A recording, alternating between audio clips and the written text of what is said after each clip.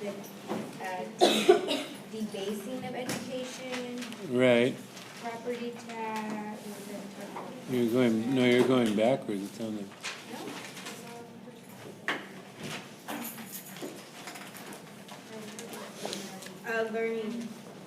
Learning at best is play. Okay. Yeah, that's what I want to hear. The last thing we were talking about. So we talked We were about. talking about Did we talk about evidence? evidence? Oh, so okay. So we only were on the learning as play. Okay. Yeah. Okay.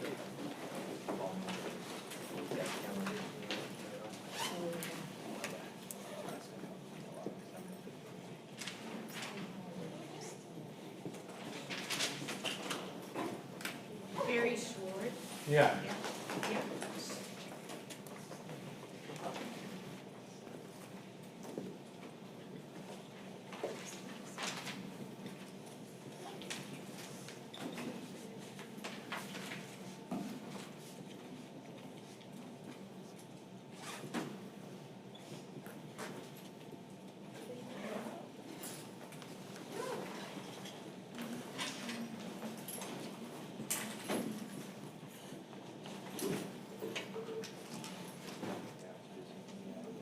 Yep.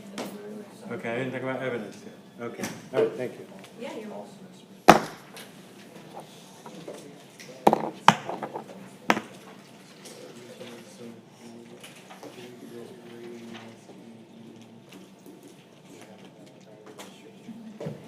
There was only 5 people in the class before this. When we were waiting outside, there was a class, and there was only 5. Oh, that's weird. I know. Well, people do things differently. It might be a situation where some students didn't have to come because they've already completed something. Yeah. Or some teachers in TV land might allow their live students to watch on TV, so why even come if you can go? What happened in my information policy class? I went the same day in this class. So like, so many teachers don't come. It's like, yeah.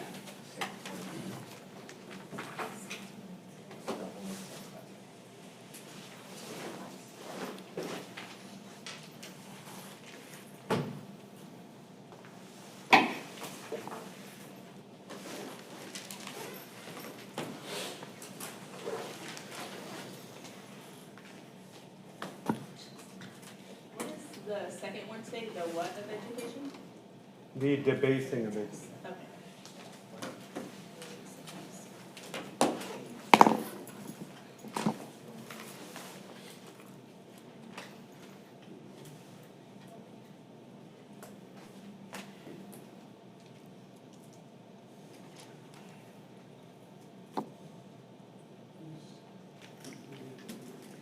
Good afternoon, welcome back to Sociology 1.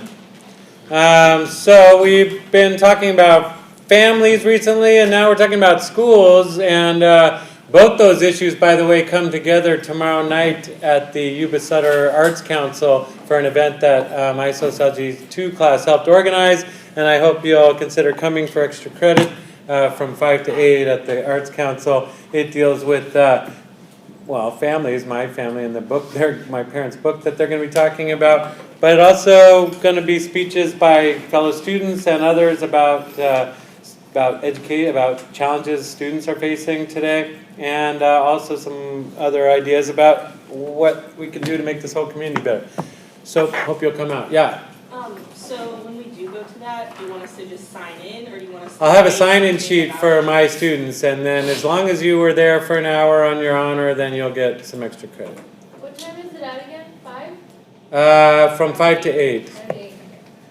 I'm a little worried we're not going to have enough food, so I guess I will give a special extra credit if you can bring some food, too, to share at the event. It's kind of a potlucky thing. The one food theme we're trying to stick to, but you don't have to, is the book that my parents wrote is called Making History, Making Blintzes, and blintzes are a Jewish food my mom likes to make. They're rolled pancakes with cheese inside, basically. We're going to have chicken ones, too. But there's a lot, almost every culture has rolled foods that are rolled up in something.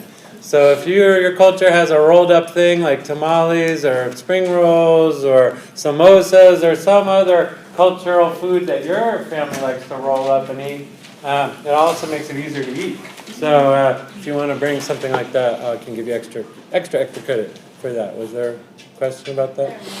No? It's in Marysville, right? At the Art Center, it's on the 624D Street. By that bank. Mm-hmm. Yeah, and there's a big Yuba College electronic kiosk, an electronic billboard thing is right outside the venue there. All right, so picking up where we left off, we're talking about education issues. There's 3 articles that we're reviewing. We already reviewed the first one, which was from a conflict theory perspective about savage inequality. It was more about the question of how do we fund education and why do we fund it so unequally in a country that claims we have equal educational opportunity for everybody. The second one is coming more from a symbolic interactionist perspective. That's the one I'm starting to talk about up here. That's why I have number 2. And it's looking at things more, not the funding of education, not the structure of it in terms of who has what, but the culture of it. How do we approach education? How do we think about it? How do we think and feel about it? And what's our orientation to it? And Schwartz, the author here, argues that we've debased education. We've taken something that we used to value very highly, almost sacred value, and that now we don't value it very highly. And his argument, and again, his is not a study, it's an essay, an argument that he's trying to persuade you about. It starts with the idea that learning at its best is play, and that's what we were talking about the other day. And that's the idea that when you want to be doing something, when it has intrinsic rewards, in other words, the thing itself that you're doing is rewarding, especially a learning thing, like learning to play the guitar. A lot of people willingly do that. They're never going to get paid to play the guitar. No one's going to hear them maybe, but they're learning something new and they're enjoying the learning of it. Work is more something you do for the extrinsic reward, the money you get paid or the applause or the other things you get from other people for the thing you learn. And according to Schwartz, we in America used to treat learning as something that was valuable in and of itself, and we encouraged it and we valued it and we honored it. And more as a society, we're only valuing learning in terms of what it can get you later. What reward does it get you outside of the thing you learned? What money can I get? What degree can I get? What job can I get? What thing can I buy with the money I get from the job I got? And if we keep telling students that the reason you're learning is not for knowledge, it's for the money and the stuff you get to buy later, then we're really devaluing knowledge. We're saying it's not the knowledge that's valuable in and of itself, it's the big screen TV you get later on, when maybe you have knowledge. But the thing I began to ask you, I think the other day is, or maybe I didn't ask you this. Well, what evidence though then? So this is his basic argument that we've turned learning into work, and in so doing we've debased it. But why should we care about his argument here? A lot of you will say, yeah, of course that's why I'm here, to get a job someday. But as I was pointing out to you, maybe that makes it really painful to be here. Maybe you'd rather be anywhere else than this place if the reward for it is so far removed from being right here. But what evidence does Schwartz present to back up his claim? He's saying learning works better when people want to be doing it for its own reward. Well, is that true? I mean, isn't money a motivator? Doesn't that make people want to learn? What evidence does he provide that it's better when it's intrinsically valuable? Well, one piece he provides is program evaluation studies, or I should call them reading program evaluation studies.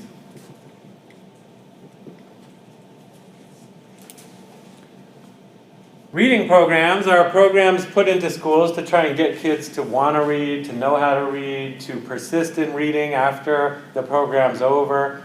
You know, literacy is something that benefits society. So if you can get the children of a society to be more literate, to like reading and read more, you're probably helping your society. So a lot of schools and school districts have tried to implement reading programs to try and get the children in the schools to read.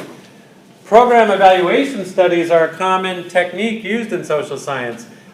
Schwartz didn't do it himself, but there's plenty of studies out there trying to evaluate which programs work? If we're going to say that we're helping students read, well, are we really? It's one thing to call yourself the reading program of, heaven or something, but if it doesn't actually work, then maybe it's not a good program.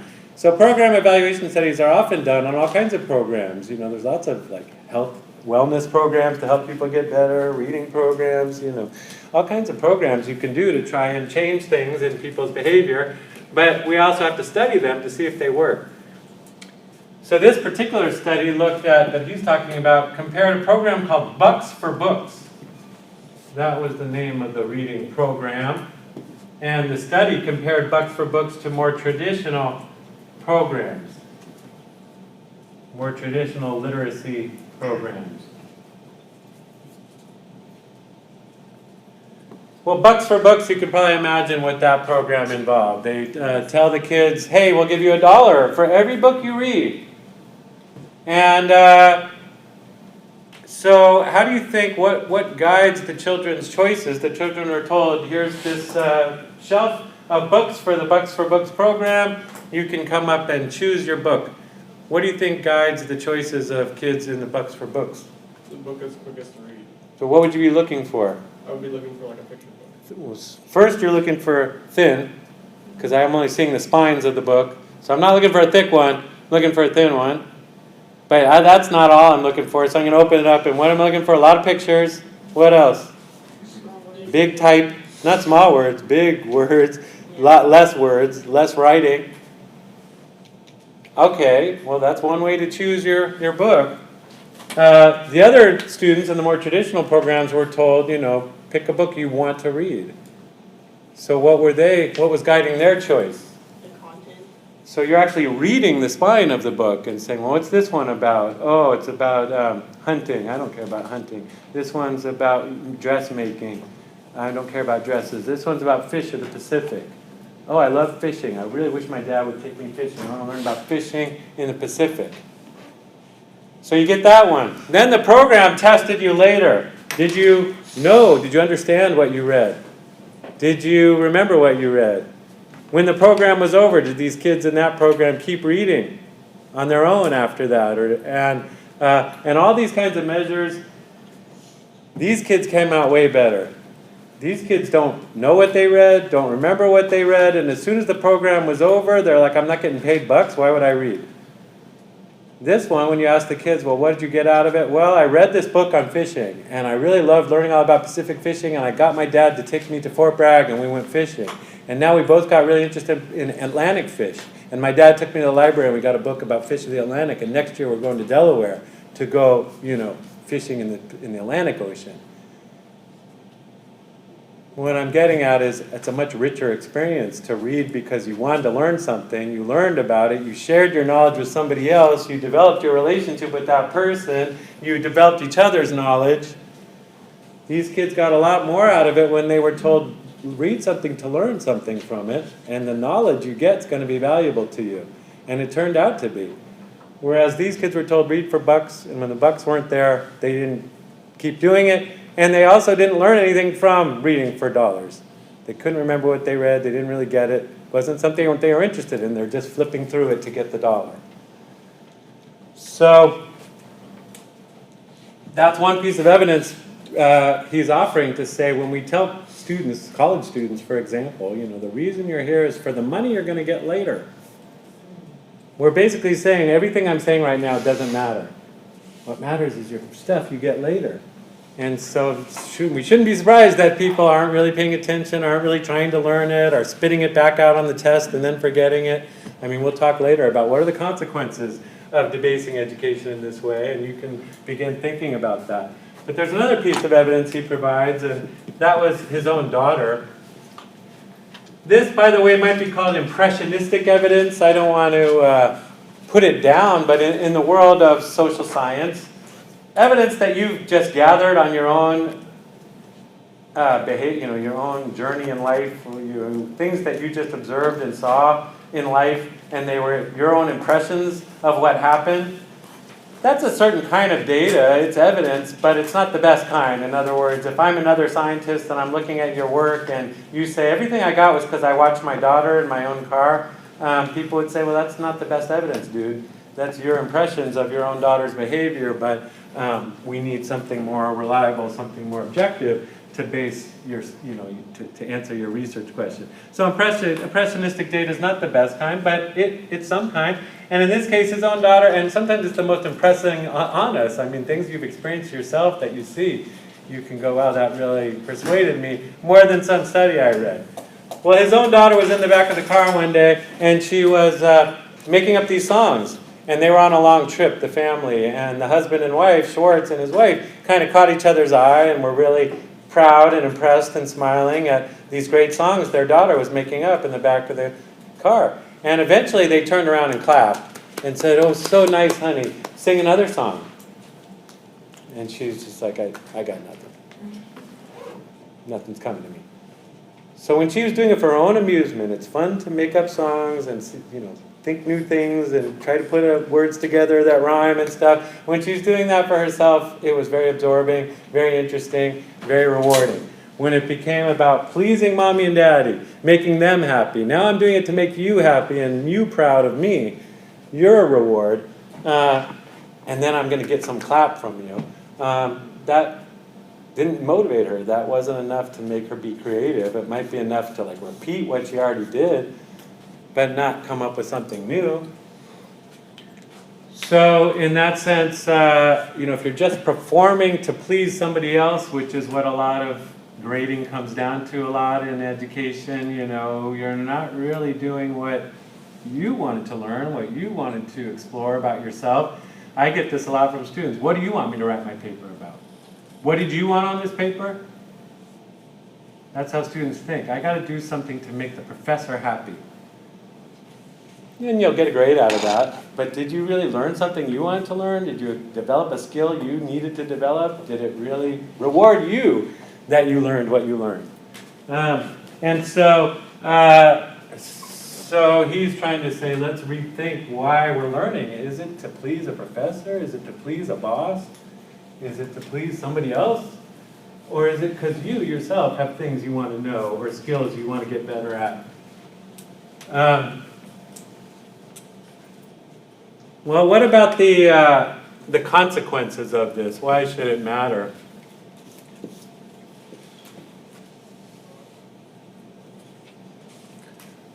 And here I'll turn to you. What do you think? What would be the effect of a society that tells students the reason to go to school is so you can get money later, and what really matters is the grade? I mean, in general, what we're talking about is what's called a bottom line mentality. Of what really matters is the bottom line, my GPA at the end of the semester, or at the end of my college life. That's what matters, not the learning. So what might be some consequences of that bottom line mentality? In other words, what would be some problematic behaviors, for example, do you think students might engage in if we're telling them to focus only on the bottom line, the GPA, not on the what you actually learned? Can you think of any bad behaviors people might engage in, negative things that college students might do if that's what we're telling them? I mean, again, think back to the bucks for books. We're saying when you tell kids the only reason to read a book is to get a buck, what bad things happen? They don't choose books they're interested in. They read really quickly and don't remember what they read. They don't really pay attention to what they read, and they don't keep reading afterwards. Those, to me, are bad outcomes of a reading program. So what would be some bad outcomes for, say, college students can you think of if we're telling them what really matters is your grade, not your learning? They will choose easier classes, like very easy classes like that. That's forgetting with their majors. Okay, so one thing is kind of easy classes, or I would just refer to it basically as mediocrity. Instead of striving for excellence, instead of trying to do your very best work, what a lot of students say is, I'll just do the minimum I need to do to get the GPA. A lot of people, a shorthand for this would be C's get degrees. You ever heard anyone say that? Yeah. I hear people say C's get degrees, which is what they're saying is all I need to do is pass college. I don't need to do my best work. I don't need to develop a new skill. I don't need to become really knowledgeable about something. I just need to get some C's, bro. And if you think about that, that's a bad outcome, because again, if we're a country, let's say, that wants to compete against other countries, that wants to be economically stronger than other countries, then is mediocrity all we should be striving for? We won't get anybody who invents like a whole new way to get on the moon or something. I mean, inventors, people that develop whole new ways of doing things, those are people that didn't just say, I'm just trying to get a C. They were trying to discover something. And you wouldn't discover something new unless you're willing to try out something that might fail. In other words, really what easy classes and mediocrity is about, it's really all about fear of failure. The main thing students want to avoid is failure. If I don't get an F, then I'm jammed. And if all you're afraid of is failure, then you're not going to try risky things. Like I get a lot of students saying, can I just write the same paper for this class that I wrote for the last class? They're hoping to get a grade. But my question is, would you learn anything new by turning in a paper you already wrote? If you took this class, didn't you take it to learn something, or did you just take it to get a grade? And if you just took it to get a grade, then why not just, if this professor hasn't seen the paper, then why not just turn in the paper I already wrote to this professor? I mean, it makes sense from a student's perspective, but it doesn't make sense from a perspective of we want to develop students' knowledge and abilities. And if they're turning in the same paper for every class, they're not developing any new knowledge. What other consequences might there be of students who are bottom line focused rather than more process focused, the learning? Failure too is something, if you're going to be an inventor or a genius, you're going to fail a bunch of times trying new things.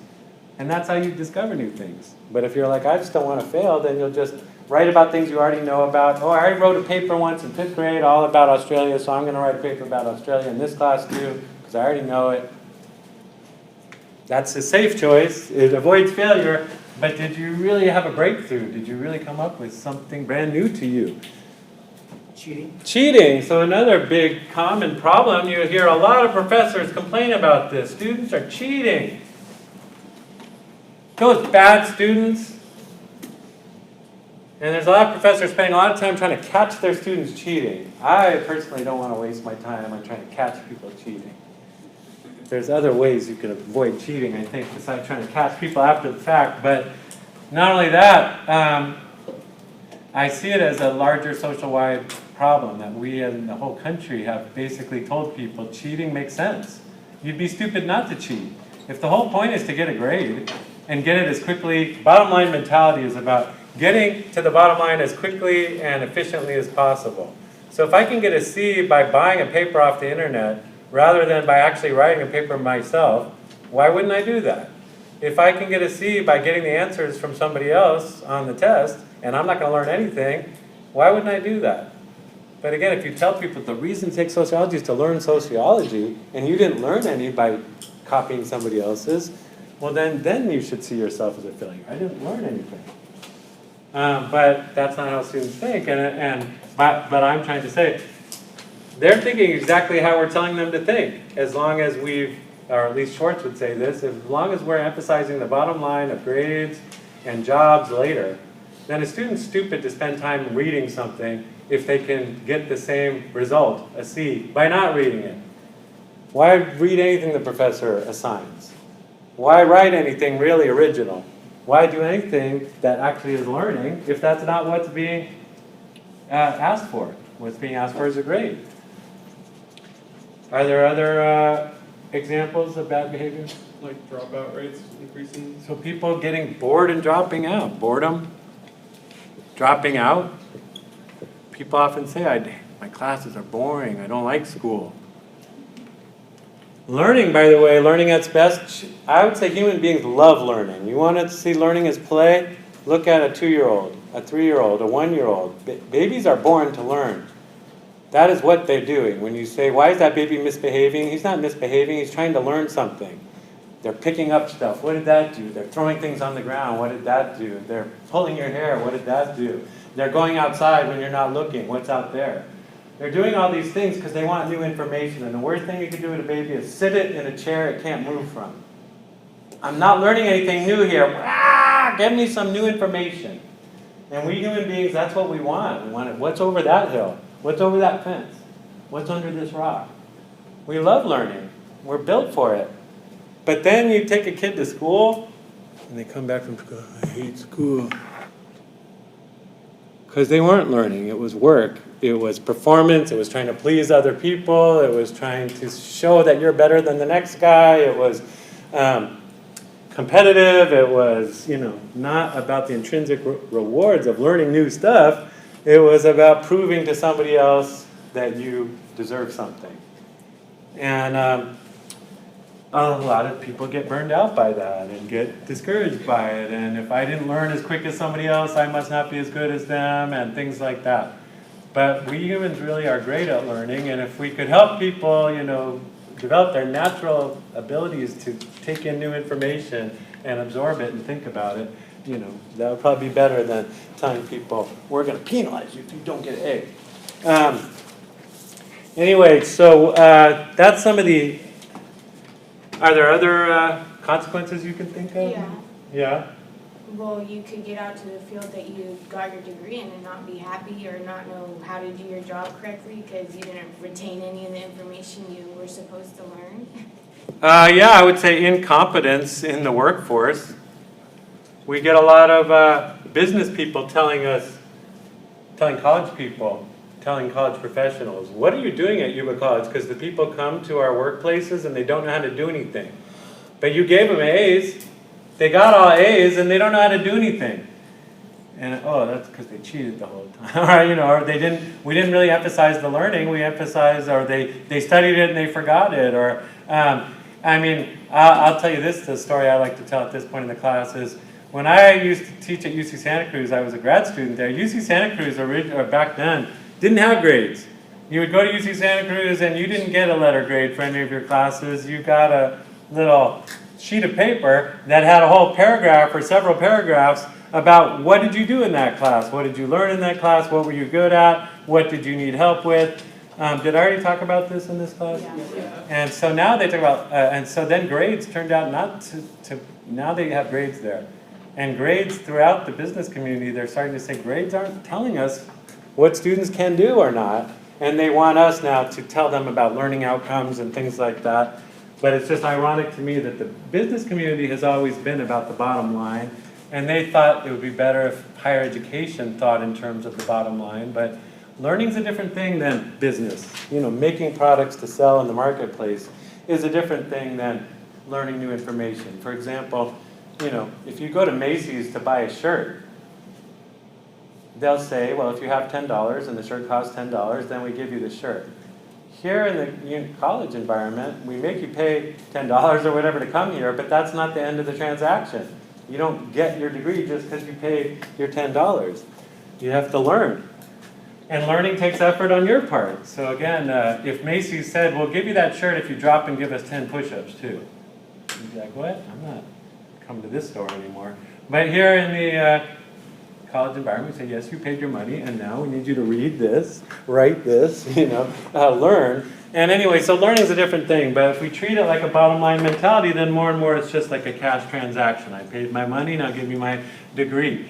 But that doesn't really work in terms of actual competence in the workforce. So it's funny that the bottom line mentality actually works against business. But another question to ask, and one that Schwartz raises, is, well, why did this happen?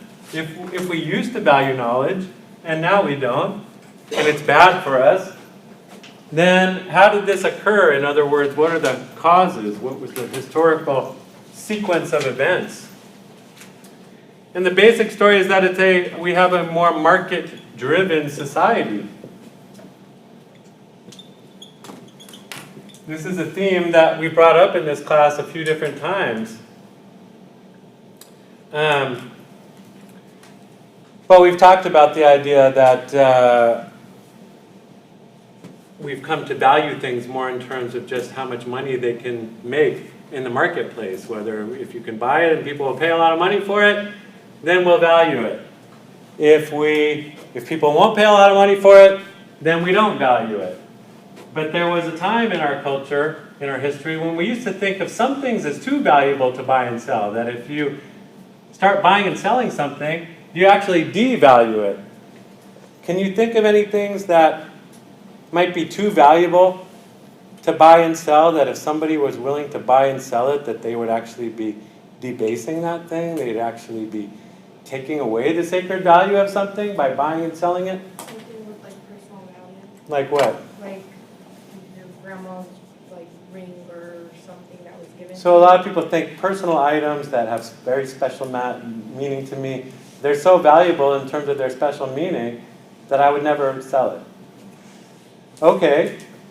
What about though, as a society, are there things, that's something you personally might not want to buy or sell, but are there things we as a society used to maybe think of, and here you have to be a little of a historian, but things that we used to think we shouldn't buy or sell and now we do? Or are there any things now we say as a society people shouldn't be buying and selling that because it'll devalue it? People? We would be pretty appalled if somebody said, I got this baby, I got 4 kids and I really don't want all of them, so my youngest one, he's 2.5, white kid, you know, kind of unruly. Let's start the bidding. Would you, I don't know, you would think that was weird. We used to think buying and selling women's bodies was weird, that was debasing a woman, taking away her sacred special value. I don't know if we still feel that way. We have, you know, billboards everywhere with women's bodies on them. We have strip clubs with women's bodies there. You can pay a bit of money to have a woman's body, you know, be in your possession for a little while. So we seem to have devalued that. There was a time in America when people thought life insurance was really sick. Like, you're betting basically that you're going to die before the insurance company does. The insurance company says, I think you're going to live to 70, or I think you're going to live till 90. And you say, no, I think I'm going to live till 65. Let's make a bet. And you're kind of hoping you're going to die. Or somebody is. That's what life insurance says. If you die, the people who survived, you get a bunch of money. And there was a time in America where people said, some company's going to sell you a life insurance policy. They're going to put money down on the idea that you might die later than you think. That's sick. That's creating a perverse incentive to, like, other people are going to want to kill you to get your money and stuff. Like, that's not a good thing to have in society. But we sell life insurance all the time nowadays. There are a lot of things we used to think we shouldn't be buying and selling, and now we do. And of course, there's a lot of efficiency to the marketplace. But on the other hand, it can distort values. I mean, there are things people will pay money for that maybe they shouldn't be paying money for, and there's things people won't pay money for that maybe should be considered valuable. For example, in education, can you think of learning or skills, things that might be valuable to know, but that you might not be able to make much money knowing those things?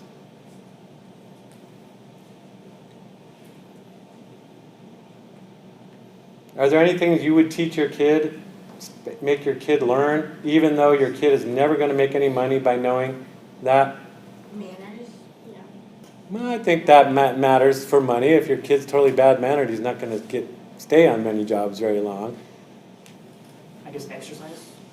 Exercise, maybe, although that leads to longer life, and longer life leads to more earning power over longer time, so I'm not sure that one falls outside the market logic. Huh? Sharing, being nice to people, maybe, although I guess as a parent I worry if you're not a sharing person, eventually people are going to realize you're a jerk and you're not going to be successful. So I sometimes think as a parent it's nice, but it's also in your self-interest to not be selfish. But what other, I'm thinking of things like music. Should a kid learn a musical instrument if they're not going to be a professional musician? Should a kid learn English history if they're not going to be an English historian? You hear students say this all the time. Why am I learning this? I'm not going to use this on any job. That's the market mentality. That's the mentality a lot of students have. Why should I learn this if I'm not going to get paid someday to do it? And they have a point if you're thinking about school itself. Like, school doesn't need to teach me this. I could learn it on my own if I wanted to. But we're just talking in generally about learning here. And a lot of schools have said, basically, we don't need to teach things that people aren't going to use in the marketplace. In other words, a more market-driven society values things based on how the market values them. And right now, the market doesn't value music very much, for example. If you're a musician making great songs, then Spotify will sell your great songs for like a penny for every 1,000 listens or something like that. So there's these great musicians out there making great art, and they're not getting rich off of it. There was a time in the American marketplace where you could make money off your music, but because of technology nowadays, it's really hard to make a living as a musician. Anyway, so the marketplace in some ways has devalued music. But I still think it's really important for my kids to learn an instrument, to be able to play an instrument. I think like your life is more rich if you know how to play an instrument. You don't ever need a TV if you know how to play an instrument, because you can just go amuse yourself. But yeah. How about like when the schools put on plays, like for like little plays like to learn acting? Yeah. So theater, music. What I want to get at is, when did we become a more market-driven society? Well, a good example is Proposition 13. I mentioned it earlier a little bit. California is a place that passed it. This was my lifetime. I experienced this.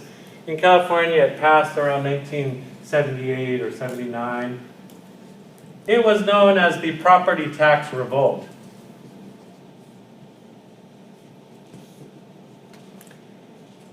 Californians, we pay property tax. We don't, so back in the 60s and 70s, California property values shot up really quickly. My family's a good example. My parents bought a house in Santa Barbara, California in 1969 for something like $30,000. By 1979, 10 years later, that house was worth, I think, something like $200,000. So in 10 years span, houses shot up in value in California.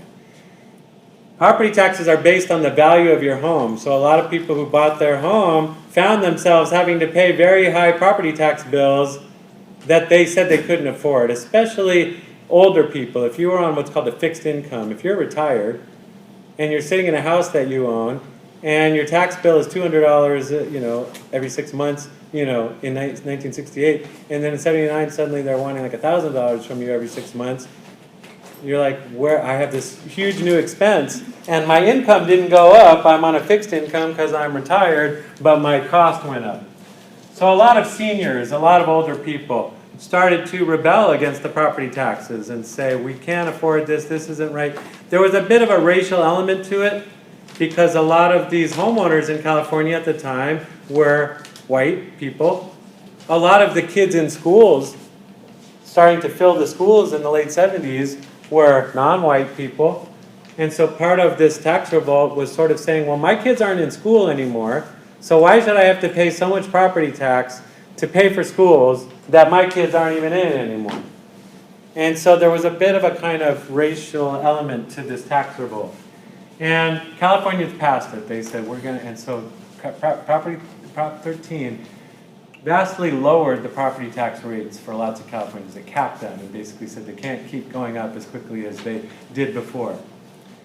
And suddenly, California schools had a lot less money. I mentioned earlier that California used to be #1 in per capita funding of schools. Starting in 1978, our slide downward happened.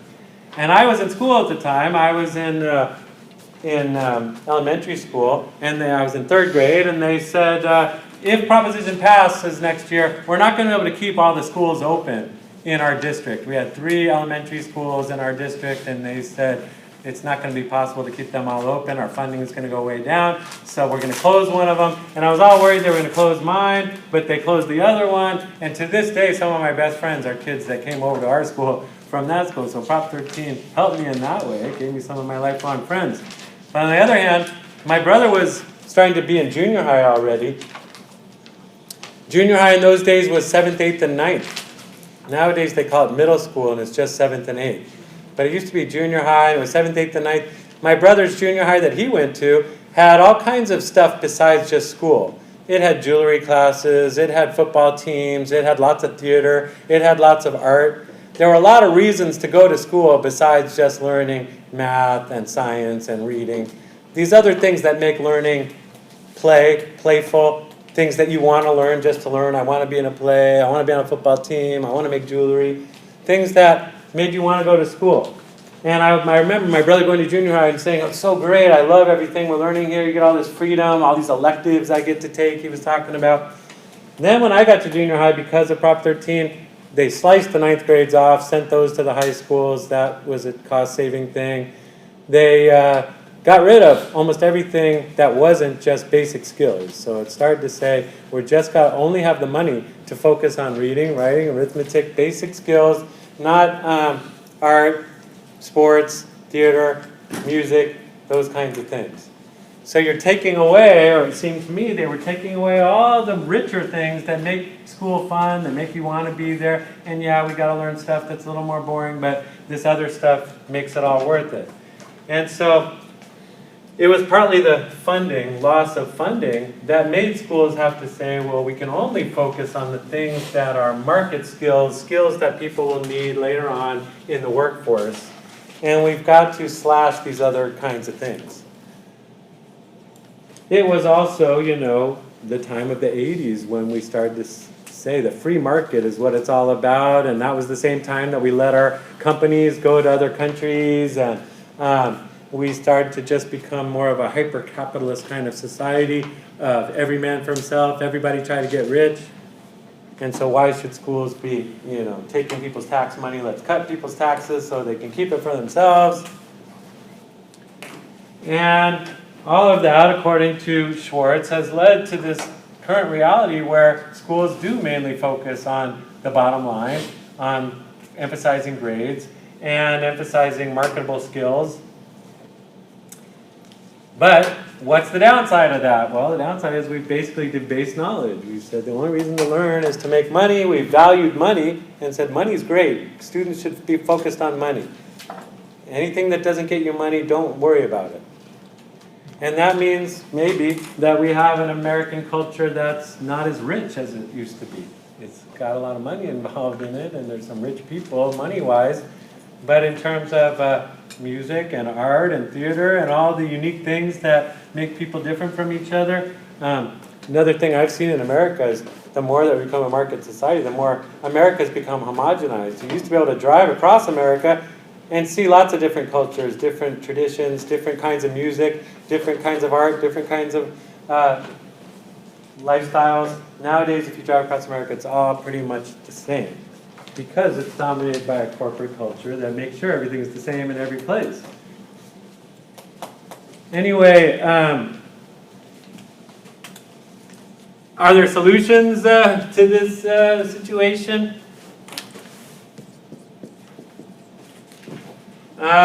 Schwartz thinks we should go for a laboratory model rather than a market model.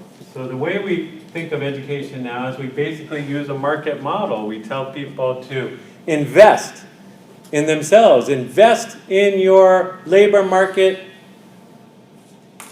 value. We say you can add value to yourself if you go and gain this skill in business or computing or programming. You're going to add value to your labor market, price. In other words, we're telling people to think of yourself as a commodity. You yourself are going to be something to buy and sell in the marketplace. So the reason to go to school is to invest in your value, your future value as a commodity in the marketplace. And if you really invest well, then you'll be very valuable commodity in the market. I don't know about you, but thinking of myself as an object that somebody else is going to want to buy or sell does not make me doesn't spark joy in my life. Doesn't make me feel like a full human being. But what's a laboratory? So this is the market model that we told students. Think of yourself as a commodity and you invest in yourself so that you will have a high bottom line in the marketplace. But what's a laboratory about? So market's all about making money. It's investment to make money. That's what the market model is about. What's the laboratory model about? Why do you go into a laboratory? To test experiments, to see what works, what doesn't work. Why? To create new ideas. Yeah, to discover new things. If your whole reason to go to school was for discovery, not for investment, you would have a different approach to it. Then failure is okay. When you fail in the laboratory, you learn something new, you discovered something new. When you try out a new idea and it didn't work, well, now you know it doesn't work. you discovered. And if discovery is your bottom line, that's what I'm really trying to do here, then you would really be focused on learning. I'm trying to learn things. I'm trying to ask questions and find the answers to them, and I'm trying to develop new knowledge and new skills and new possibilities. If that's what we were telling students they were here for, they might approach their education a lot differently than if we're telling them the reason you're here is so we can decide whether you're valuable in the marketplace or not.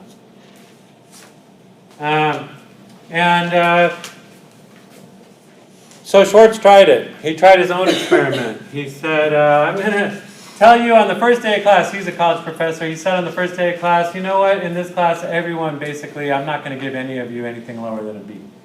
I don't care about your grade. I don't think you should care about your grade. I want you to not care about your grade, and I want you to care about what we might be learning in this class. And I hope you'll really focus on what we're learning and learning new things and trying out new ideas, not on your grades. So everybody gets at least a B. Let's go with the semester. Well, what do you predict would happen if I had said that to this college class on the first day? No one shows up. Nobody came. Very few people came. And so he used that as further evidence that we have a market-driven college population that really only cares about its grade and doesn't care about learning. Or they're so pressured by other classes and their grades that when they got a free grade in one, they just decided to focus their attention on another one. But he's saying it's a shame that students clearly didn't take the opportunity to learn risk-free.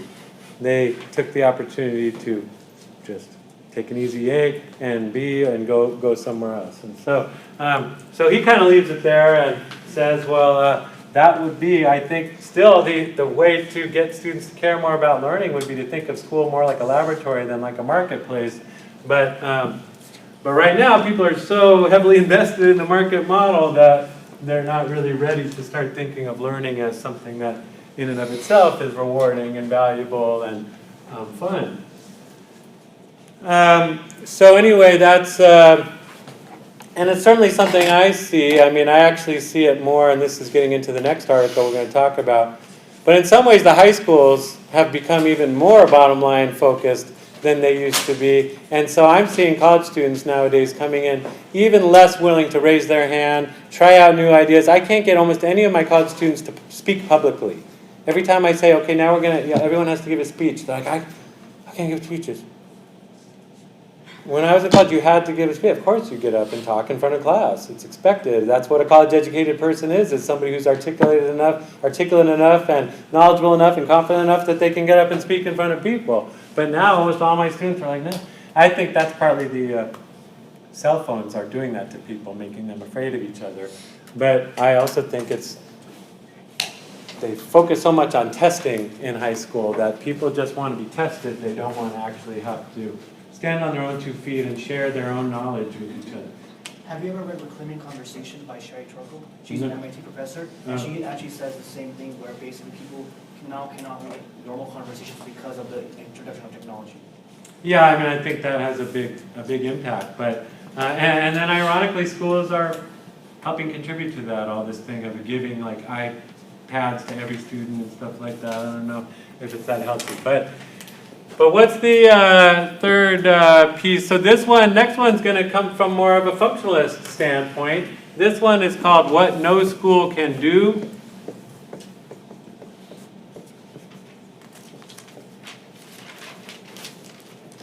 And it's by Traub. I think Jonathan Traub is his name, but I'm just going to write his last name, Traub, so that I'm not plagiarizing. And his is a functionalist analysis. He starts with the idea that school reform, and his is more of an essay too than a study. School reform must do more than reform schools. So school reform is a general term lots of people are using in America and have been for some time. I mean, ironically, almost everybody in America will acknowledge that our school system isn't doing what we want it to do. Even those who want a bottom line mentality, a market-driven education system, would say, well, we're not producing very marketable students. And those who want a more, a richer, more knowledge-driven education system would also say, well, we're not doing that either. So almost every side would say we could be doing better to improve education. There's been a lot of discussion in our society about school reform. So what school reforms do you think we're talking about? Can you think of any relatively recent efforts to change how we do schooling, either at the elementary school level, or the high school level, or the college level, or all three? Are you aware of any of these? No, you think your schooling's just like your mom and dad's was and your grandma and grandpa's, or has anything been attempted to change in America in recent years? The high school I attended, we started this new thing where the students 10th, 11th, and 12th would actually go and tutor the students 1st through 4th. Okay, so peer mentoring. Yeah. That's a nice trend. I actually like the whole peer mentoring trend. But that's not so much a school reform, because that sounds like it might have been one school's idea or one district. It was a statewide. Statewide. Where was that? Michigan. Oh, Michigan, okay. So states have their own school reforms, and different states have tried different things. There's also the national level conversation of trying to fix, as I mentioned earlier, I think I did, even though states run their own education systems, the federal government also gives money to schools. And one way the federal government tries to control what schools teach in the different states is by either offering money to say, hey, we want you to do it this way, and if you do it this way, we'll give you more money, or withholding money, saying if you don't do it the way we say you should, we're not going to give you the money. So one of the big ones that people talked about for a while was No Child Left Behind. So I'm talking here about recent school reforms, or recent reform efforts, let's call them.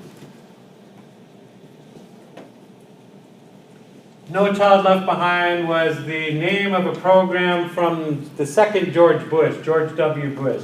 He called himself the education president because when he was in Texas, Texas turned itself around. Texas had low-performing schools, and while he was governor of Texas, the scores in the Texas schools went up. So when he became president, George W. Bush, he said, I want to do for Texas what, I want to do for the United States what I did for Texas. I want to be the education president. And one of his first policies that he rolled out was something called No Child Left Behind.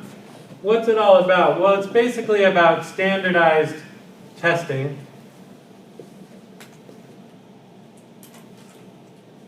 So one issue that the federal government feels it needs to address is when states all have their own education system, and maybe you experience this, then students themselves might find inconsistencies between the different states. Like, for example, if your parents were in the military and they moved from one state to another, you might find that you're ahead in one state but behind in another.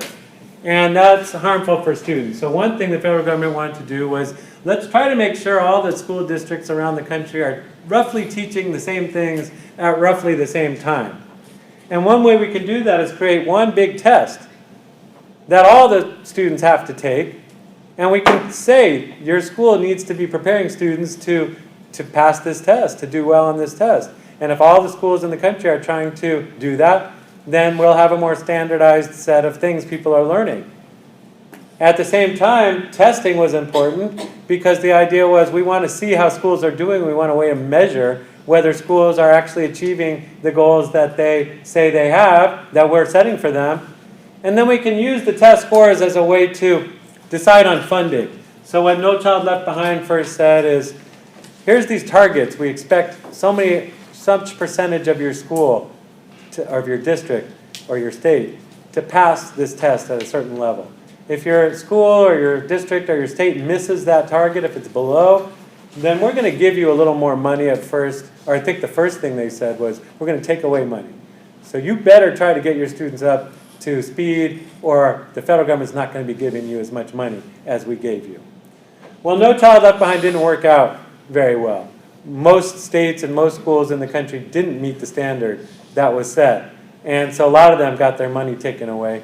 Also, can you think of any negative consequences of this approach? A lot of teachers and schools didn't like this idea that we've got to please the federal government by forcing our students to take this test, because one thing it leads to is like teaching to the test. A lot of teachers hate this idea that if my whole goal is to get my students to pass that test, then that's all, or teaching to the test, I said, not teaching the students, teaching to the test.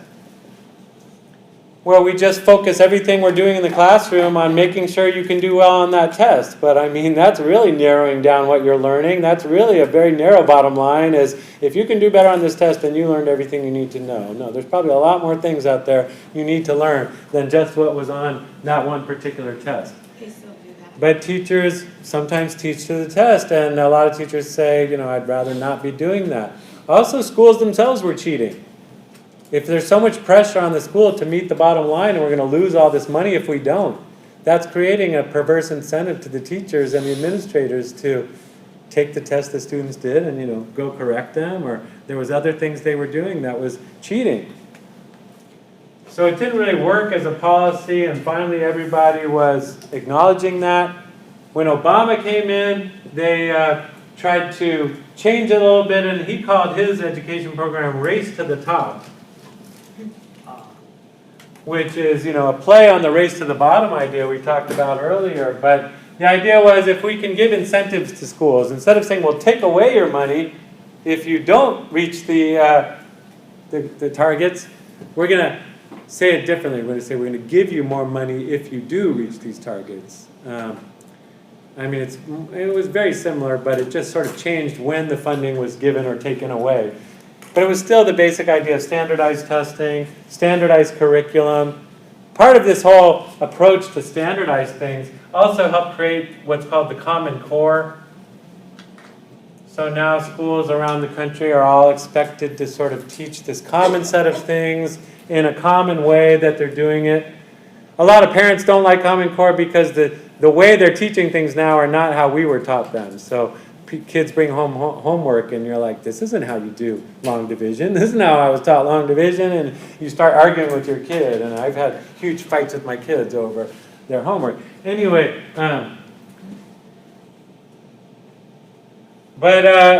there's other school reforms that have been tried. Another big one people talk about is charter schools.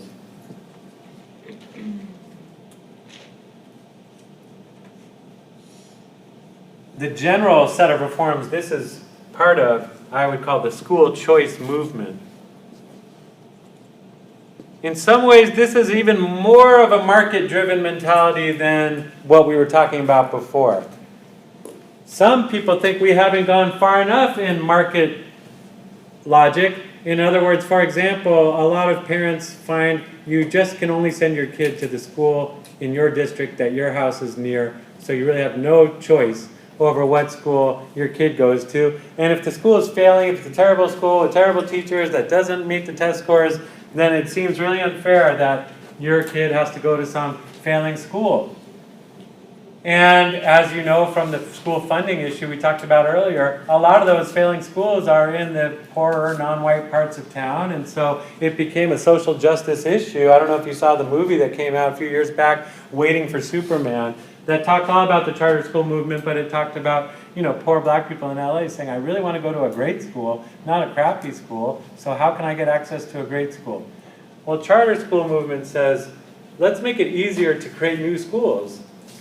If people can create new schools in their own neighborhood, then we'll have a lot more schools out there, and if there's a lot more schools out there, there'll be a lot more choice of parents to decide which school they want to go to. And if we have good tests for figuring out which schools are doing a good job, then parents can decide in a very market-driven way which school is the one I want to pay for, which is the school that I want to send my kid to because it's doing the things I, as a consumer of education products, it's doing what I want.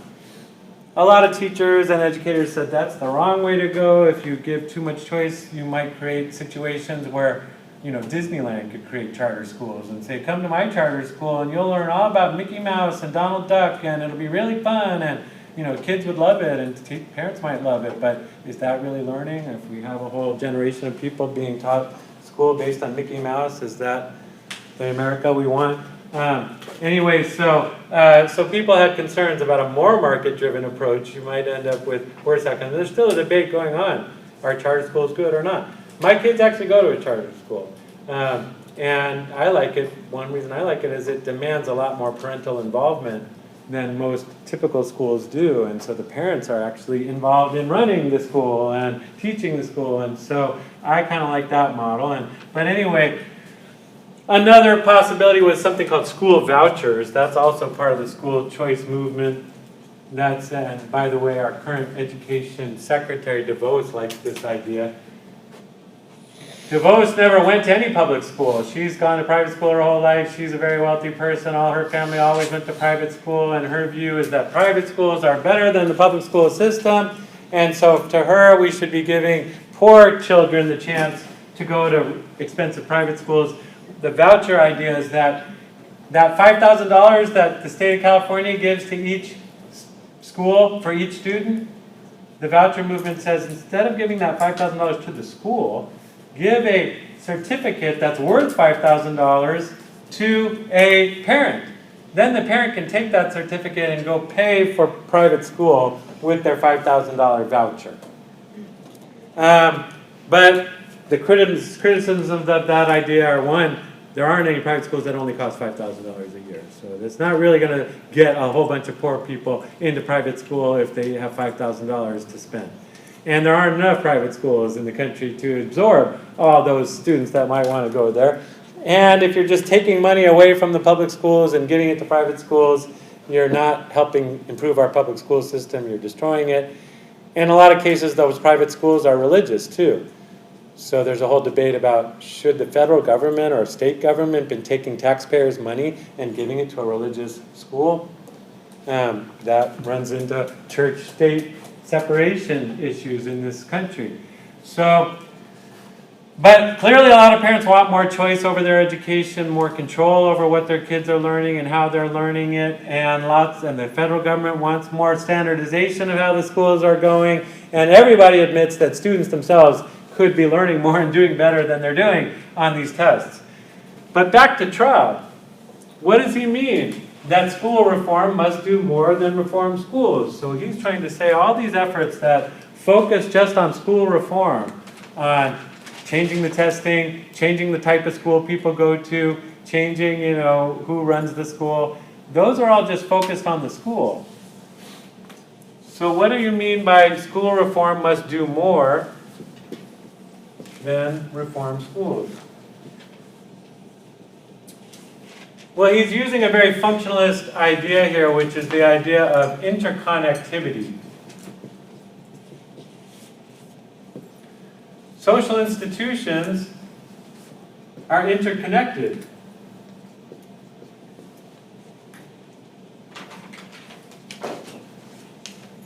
So thinking of what functionalist means by social institutions, schools are one type of social institution, and they're interconnected with other institutions in the society. So if you think of schools as this institution in America, but they're connected with other institutions,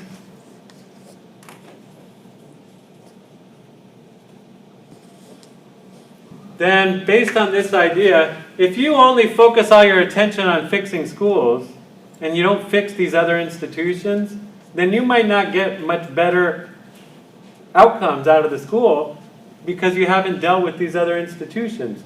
What other institutions might we be talking about? Can you think of any other major social institutions that affect how schools function? If this one's feeding into schools and schools are feeding back, if this one's feeding here and feeding here, what are other, we talked about one earlier in this class, what's another major institution that's very connected to schools and whether, Like the juvenile system, like that?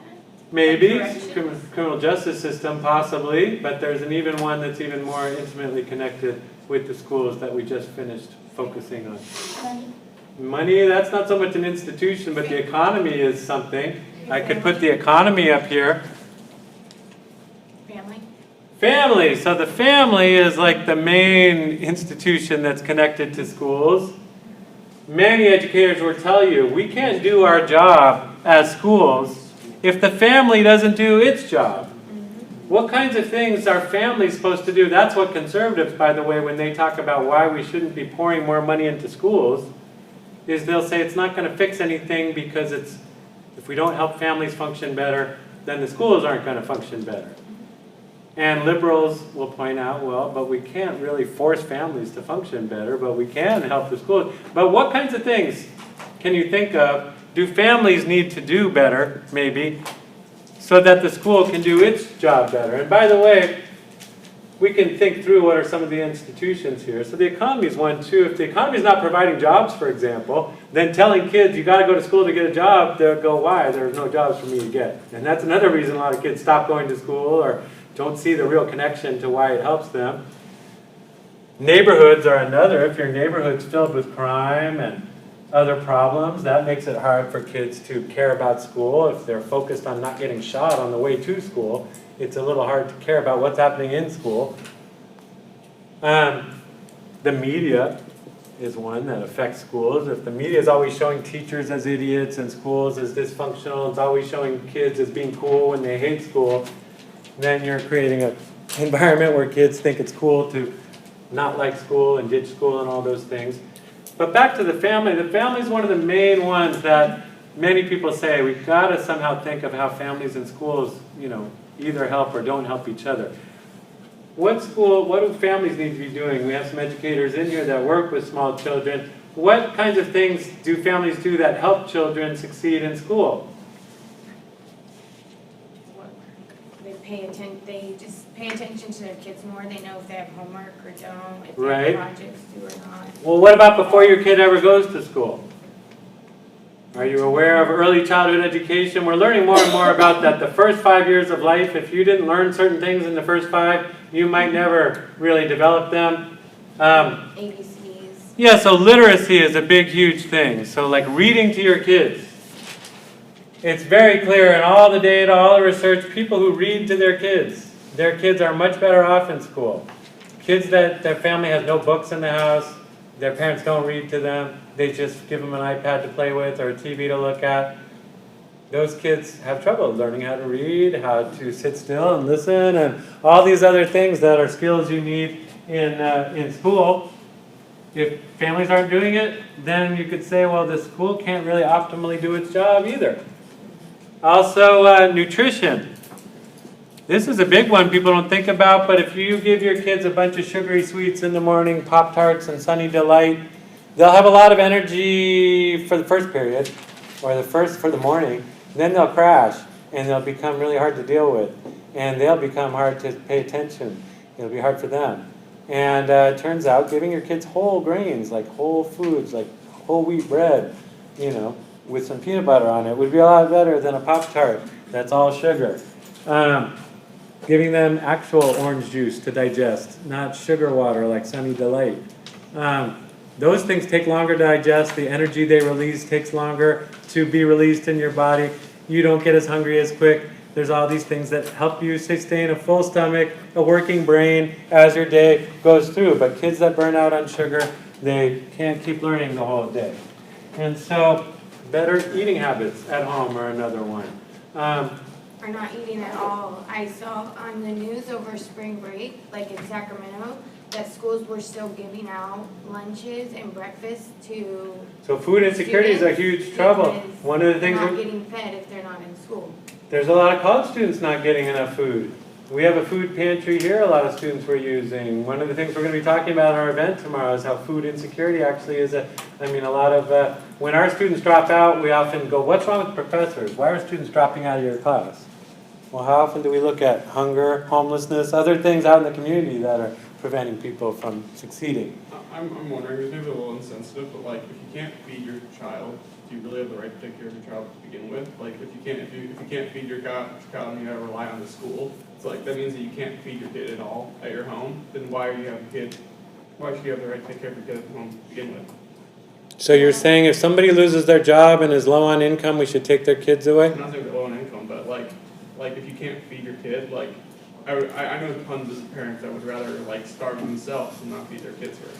Well, we're not saying about not feeding the kid. We're saying people don't always make good nutritional choices. American adults, even when they can't afford it, are not making the best nutritional choices, a lot of them. Yeah, but the food programs are actually worse health-wise than a lot just eating out yourself, going home and eating something yourself. Possibly, but the point being here is if parents aren't feeding kids good stuff at home, then that helps them learn, then when they come to the school, they're not learning. And there's a lot of reasons sociologically why some families are more able to feed kids.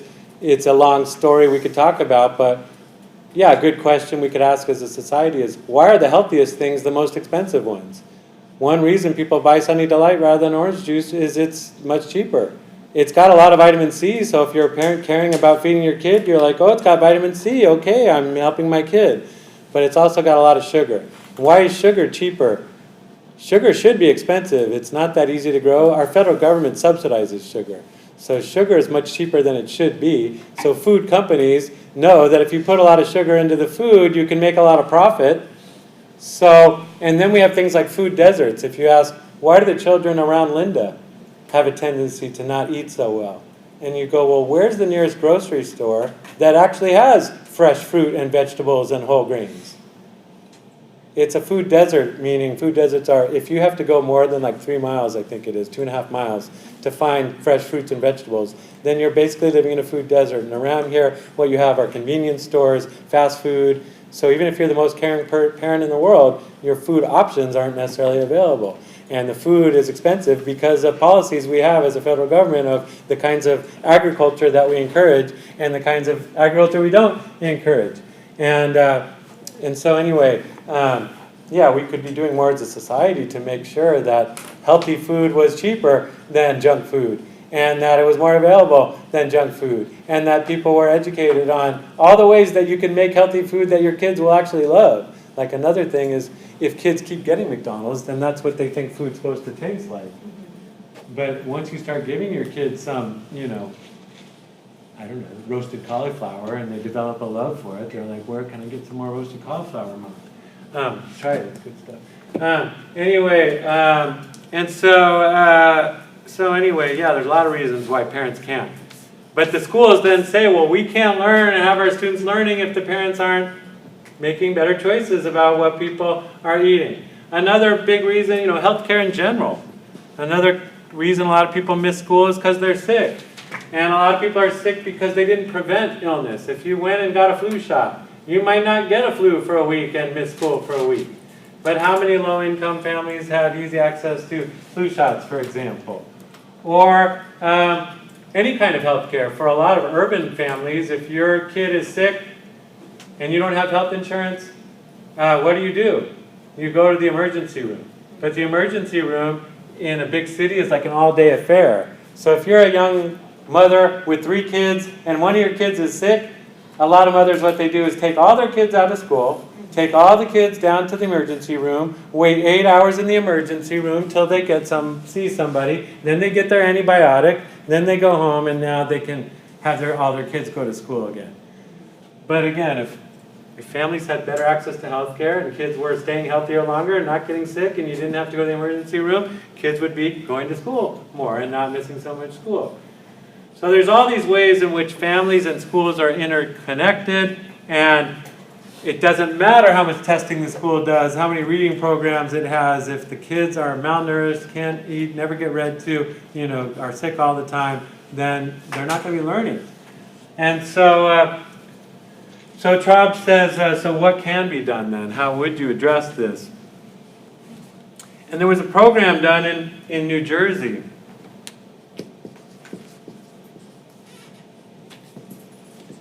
I think it was an acronym, but I don't remember what the acronym is. But it was called the IMPACT program. So I don't know, maybe the letters didn't all stand for anything. It was called the IMPACT program. And the idea of the IMPACT program was to have a multi-purpose social service agency on school grounds. So the idea is you have a school, you have family here, and in between you have this thing called impact, which kind of helps integrate the family with the school and basically provides programs, multi-purpose social services to people so that their kids can function better in school. What kinds of services do you think a program like Impact could or should offer so that the family's functioning better and the kids are functioning better so that the school functions better. An after-school program, maybe? Yeah, so one thing, parents work a lot of the time, and if parents can't work, they can't be, helping their kids, and so after-school program, places to go after school to watch your kids so the parents can work and be secure and bring home enough money to feed the kids well and all those things. What other kinds of programs? Healthcare programs? So they have a clinic. Instead of saying go down to the emergency room or go, get broke buying health insurance or whatever, we can make sure you have basic health care here. And a big thing about clinics is preventive health care. A big problem with the American healthcare system is it's focused on profit making. Doctors and hospitals, they want to make a lot of money off healthcare, and making money off healthcare leads you to, like surgery. Surgery makes a lot of money. End-stage things make a lot of money. Preventing people from getting sick in the first place doesn't make a lot of money, but actually it would save us a lot of money as a country if people didn't get sick in the first place with things like flu shots and vaccines and all the other things. But a lot of Americans now are, anyway, so this school provided that. Another one, just to quickly go through here, literacy programs.